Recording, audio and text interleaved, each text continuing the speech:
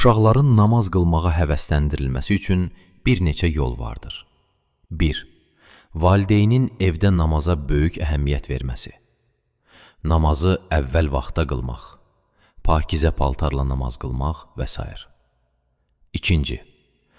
O zaman ki, uşaq elə yaşa çatsa ki, başqalarının namaz qılmağına mane olmaz, onu məscidə aparın. 3. Namazın faydalarını və təsirini uşaqlarınıza danışın. Məsələn, deyə bilərsiniz ki, namaz Allahın məhəbbət və dostluğunu insana bəxş edir. Ruha rahatlıq verir. Çünki namazla Allahı yada salırsan və Allahı yada salmaq ürəkləri aram edər. 4. Uşaqlara mömin namaz qılanları nümunə göstərmək olar. Quran qariləri və hafizləri kimi. 5.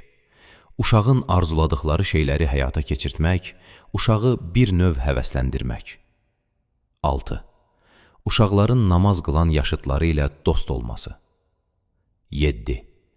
Uşaqları tərbiyə edən zaman valideyn gərək onlarla dost olsun, onlarla məhəbbətlə rəftar etsin.